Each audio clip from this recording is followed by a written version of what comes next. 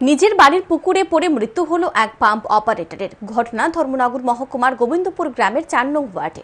ধর্মনগর মহকুমার গোবিন্দপুর গ্রাম পঞ্চায়েতের ৪ নং ওয়ার্ডের পাম্প অপারেটর লেইবাগ পকপা সিং, বয়স ৪০ বছর। পেশায় সে একজন পাম্প অপারেটর।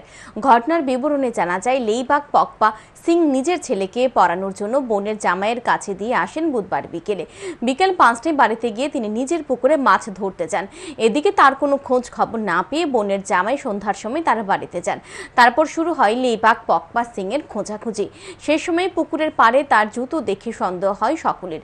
শুরু হয় পুকুরের জলে তল্লাশি চালানোর সময় পুকুর থেকে লেইবাগ পকপা সিং এর দেহ উদ্ধার হয়।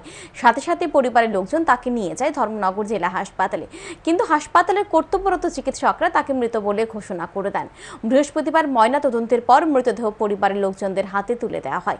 ঘটনাকে কেন্দ্র করে এলাকায় নেমে এসেছে শোকের ছায়া। আশেপাশে তাদের মানে আমি চিলেতে আসি কইয়া আর ভিডিও ফোন লাগাইছি, তাড়াতাড়ি গাড়ি আনো, তোমার এই যে লেবার পোকা এইভাবে হচ্ছে যে জলে পড়ে এই রকমের দেখে পাওয়া গেছে, এখন কিটা জানি করা যায়, তোমরা সব আও, এইভাবে দেখলাম আর কি। এরপরে তারা অটো একটা জোগাড় করে তো তাড়াতাড়ি পাঠাই দিয়েছি। আর আমি এরপরে একটু মানে কাপড় চোপড়টা চেঞ্জ করে ভিজাতো। এরপরে আমি বাইক নিয়ে আমরা মিসেসকে নিয়ে আমি আবার পাইছি এখানে আওয়ার পরে তো শোনা যায় না এখন কারেন্টে ডাক্তার মারা গেছে।